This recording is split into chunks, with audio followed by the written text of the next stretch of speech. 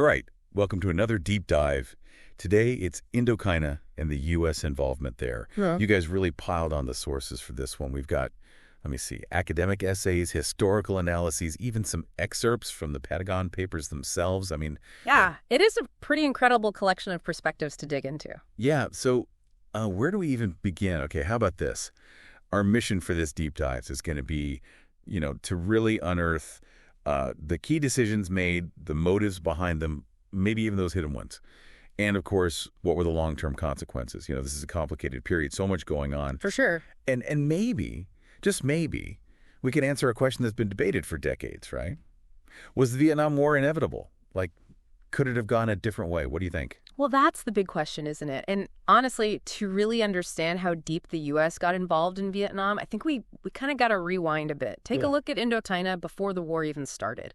Set the stage. Okay, rewind it is. Yeah. So paint us a picture. What was the scene there? Well, before the Vietnam War, France had a pretty strong colonial presence in Indochina. That includes Vietnam, Laos, Cambodia, the whole region. Right, colonialism. Always a tricky part of history. But where did the U.S. fit in all this at that point? They weren't just, watching from a distance, were they? Not exactly, no. Even then, early on, the U.S. had definite economic interests in the region. Indochina was a major source of things like tin, rubber, petroleum, stuff the U.S. needed. Ah, valuable resources. I see where this is going. So even back then, the U.S. already had a foothold, economically speaking. Yeah. And these economic interests, they get all tangled up with the anxieties of the Cold War. The U.S. was very worried about the spread of communism, and Southeast Asia kind of became a key battleground in that effort to contain it. Enter the domino theory, right? If one country falls to communism, the rest topple like dominoes. Exactly. That fear was pervasive, really shaping U.S. policy in the region. In fact, one of the sources we got actually quotes a National Security Council document from 1952. It states, and I quote, "Southeast Asia is the principal world source of natural rubber and tin.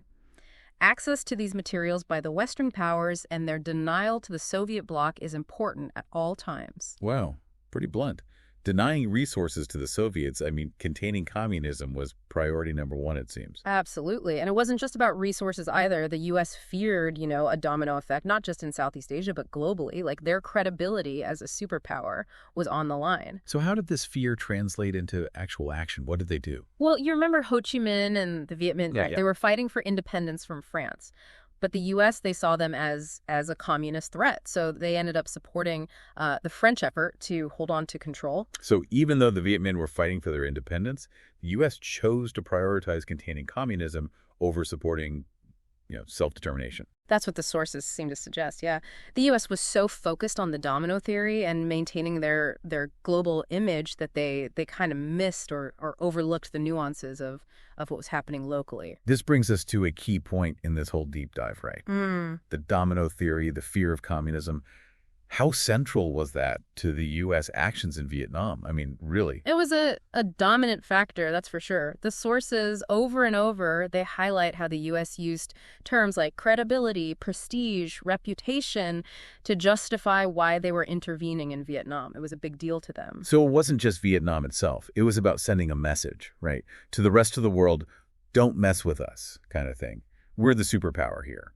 Yeah, you could say that. There's a quote from John F. Kennedy that I think sums it up really well. He said, "We know that the struggle between the communist system and ourselves will go on. We know it will go on in economics, in productivity, in ideology, in Latin America and Africa, in the Middle East and Asia." Wow, okay. Yeah, that pretty much covers it. But were there other things going on? Was it really all about this fear of communism? Had to be more to it, right? Well, some of the sources do criticize this single-minded focus on the domino theory. Some argue that it's an oversimplification of what was a really complex situation. There were other factors at play. So maybe not as simple as stop the dominoes from falling. Yeah. All right, so what else was there? What else was going on? Well, to understand the other factors, I think we got to peek behind the curtain, so to speak, see how the U.S. government was making decisions. And luckily for us, we have a pretty unique window into that world. You're talking about the Pentagon Papers, aren't you? You got it. Those classified documents leaked to the press back in '71, they revealed a lot about the inner workings of U.S. policy in Vietnam. Okay, now this is where things get juicy. What did these papers actually show? What came out? Well, They revealed a pattern of deceit, of manipulating public opinion, even questionable assumptions driving U.S. policy. Remember the Gulf of Tonkin incident, where the U.S. claimed their ships were attacked by North Vietnam? Yeah, that was a big turning point, right? The incident that really escalated the war. Exactly. And what the Pentagon Papers revealed is that the incident was, well, let's just say it was embellished to make it look like a clear act of aggression by North Vietnam. So they used it to justify escalating the war, even if the reality was a lot more murky than they let on. That's what the papers point to, yeah. They also shed some light on the bombing of North Vietnam that was initially portrayed as a quick way to force Hanoi to back down, but the Pentagon Papers, they revealed that it was largely ineffective. It didn't really work the way they thought it would. So not only was there this potential manipulation of information, but also maybe a misjudgment of the whole situation. Yeah, I'd say so. And it doesn't stop there. The Pentagon Papers, they exposed covert CIA operations in Laos, too. These were completely hidden from the public. So, this whole web of secret actions that the U.S. government was taking, it all came to light. Wow. Now that's a bombshell for sure. Yeah. What was the public reaction when this all came out? I mean, how did people take it? Well, that kind of leads us to our next big topic in this deep dive. The role of media and public perception. Because the Pentagon Papers, they sparked this huge debate about how the media should hold the government accountable. It became a major issue. That makes sense. I mean, the media plays such a huge role in shaping how the public understands events like these. Absolutely. Initially, the sources showed that the press generally supported U.S. intervention in Vietnam. But as the war dragged on, and especially after the Pentagon Papers came out, some journalists, they became much more critical. They started questioning the government's narrative of what was happening. So the media landscape kind of shifted. More dissenting voices started to emerge. Right. And just the fact that the Pentagon Papers were published, that in itself became a huge turning point. I mean, it triggered this massive legal battle, the government trying to stop the New York Times from publishing the documents. It was a big deal. What a time that must have been. So the Pentagon Papers really shook things up, huh? Exposing secrets, forcing this national conversation about the war, the government's role in it. For sure. It's a fascinating example of how transparency, even when it comes from leaks, can challenge those official narratives and give the public that power to question what their government's doing. Well, I can't forget, this wasn't just a U.S. story, right? We got to understand the Vietnamese perspective, too. What was it like for them? You're absolutely right. And the sources, they really remind us that there were multiple viewpoints on this war, each one shaped by different experiences, different ideologies. It wasn't just one single story. Okay, so let's shift gears a bit then and talk about those different perspectives. Yeah. Especially from the Vietnamese side. What were they thinking and feeling during all this? Well, the North Vietnamese, for example, they saw the U.S. getting involved as just a continuation of a long history of, colonial aggression. They felt that the U.S. was trying to impose their will on Vietnam and deny them, their right to self-determination, their right to decide their own future. So from their point of view, the U.S. was just another foreign power trying to control them, another colonizer, basically. Exactly. And one of the sources actually states that Hanoi saw this as a continuous scenario of U.S. neocolonialist aggression dating all the way back to the early 1950s. Like, it was all connected for them. That's a pretty stark contrast to the U.S. narrative of fighting for freedom and democracy. It really shows why it's so important to consider those multiple perspectives to get the full picture. What about the South Vietnamese people? What was their experience like, caught in the middle of all this?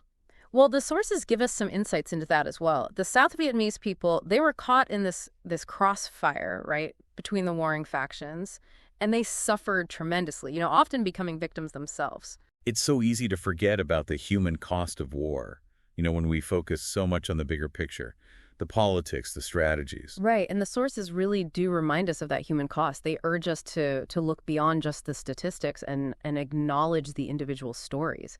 Yeah. The individual people whose lives were forever changed by this conflict. Stories of families being torn apart, lives lost, communities destroyed. I mean, it's heartbreaking. It is, and it's a crucial reminder that the impact of war, it extends far beyond the battlefield.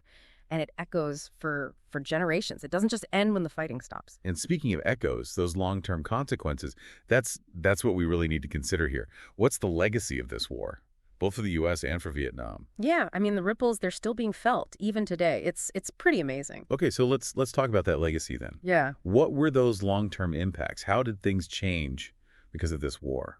Well, for the U.S., I think the war really caused this deep erosion of public trust in the government, you know? The revelations from the Pentagon Papers, the mounting casualties, no clear victory in sight. I think it all fueled this growing anti-war movement. People were fed up. Yeah. It seems like Vietnam became this symbol, right, of government deceit and maybe even the limits of American power. Like they couldn't just win every war. Right. And it definitely had this lasting impact on U.S. foreign policy, too. I mean, the trauma of Vietnam, it made American leaders much more cautious about military interventions abroad, at least for a while. Right. The Vietnam syndrome, as some people call it. But what about Vietnam itself? How did the war shape their future? Well, the war left Vietnam utterly devastated. Widespread destruction, a staggering loss of life, and these enduring social and economic challenges. It became their reality, their post-war reality. It's hard to even fathom the scale of suffering they endured. Millions of people. The sources really paint a sobering picture of the war's impact, yeah. Millions of lives lost, an entire generation scarred by conflict, and the landscape itself ravaged by bombs, by Agent Orange. Just incredible. It's this stark reminder, of the human cost of war.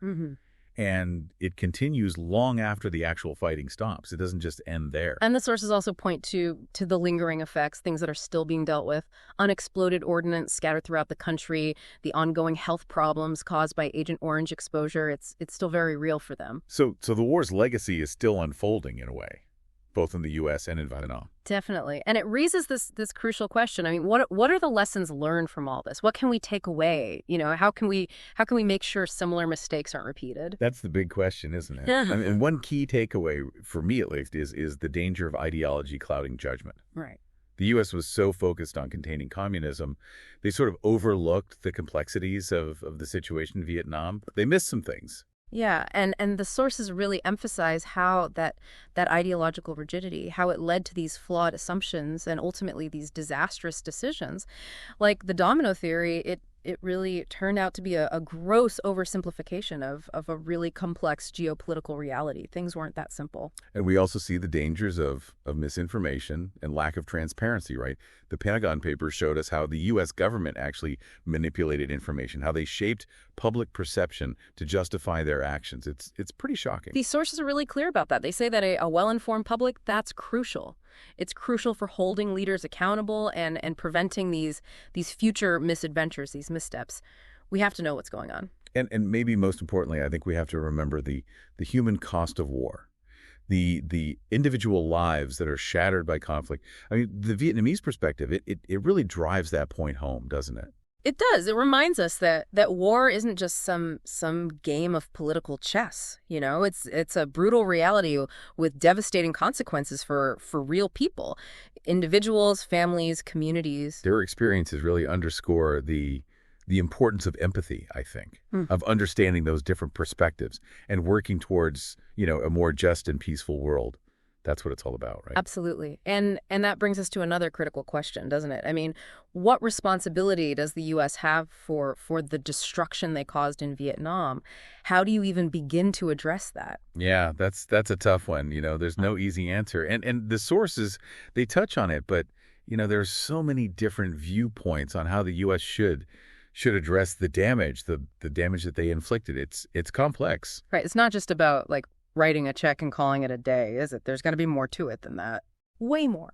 Some people, they argue that direct financial aid, that's the most effective way, Help Vietnam rebuild, get their infrastructure back up, boost the economy. But others, they think the focus should be more targeted, more specific, like removing that unexploded ordnance that's still out there, or providing health care to those who are still suffering from the effects of Agent Orange.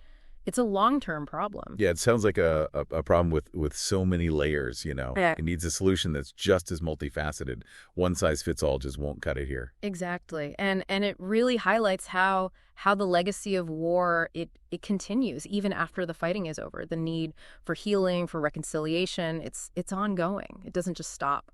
So zooming out for a second. Yeah. What are the big takeaways here? What can our listeners really learn from this deep dive? What do you think? Yeah. Well, I think the sources, They're emphasizing a few key things. Oh. One, be skeptical. Don't just accept everything you hear, especially from governments. The Pentagon Papers, I mean, they showed us how narratives can be manipulated, how things can be twisted. That's a good lesson for sure, especially these days with so much information, so much misinformation flying around. It's hard to know what to believe sometimes. Right. It's overwhelming.